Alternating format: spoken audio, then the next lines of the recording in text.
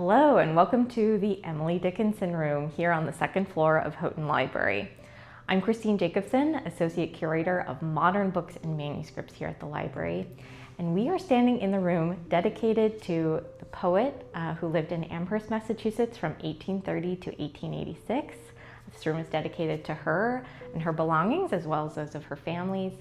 And if you're curious how the collection arrived at Harvard and came to be housed here, we'll have a future video on that. A question we receive often about Emily is, how tall was she? The short answer is we don't actually know. Scholars and fans have used evidence from her white dress housed at the Amherst Historical Society to her sleigh bed, which remains in her bedroom at the Emily Dickinson Museum in Amherst, Massachusetts, and even her coffin to make an educated guess of 5'3". That being said, here at Houghton, we do have a few items in the collection that sort of gesture at her physicality. One of the most important and probably iconic being her desk and chair. She authored many of her most famous works right here at this desk that in her bedroom would have also faced the window as it does here.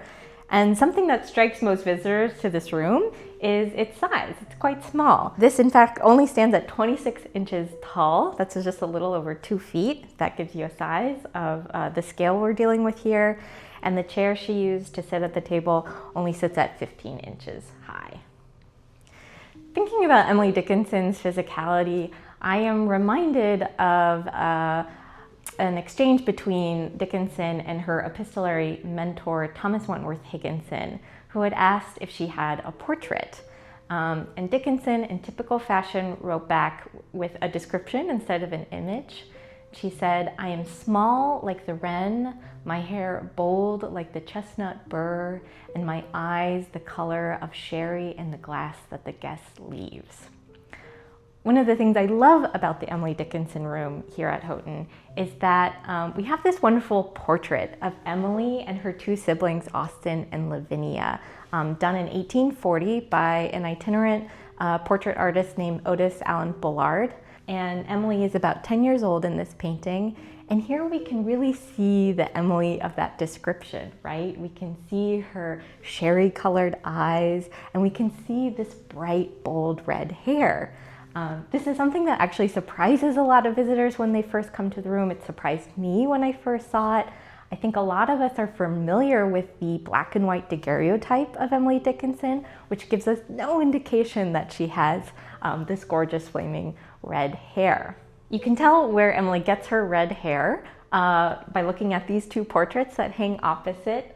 These are done of her parents, Edward and Emily Norcross Dickinson, and you can see in this portrait of Edward, he also has bright red hair. Red hair shows up in one other part of the collection, in a piece of jewelry that Emily owned. So it's a locket that has her initials engraved, and a special surprise on the inside. You can see this has the engraved initials E&D, Emily Norcross Dickinson. So this is something that her mother would have originally worn and then passed on to Emily. And while I can't open it for you here, you can go online and see the locket open and see that it has a lock of gray hair braided together with her red hair.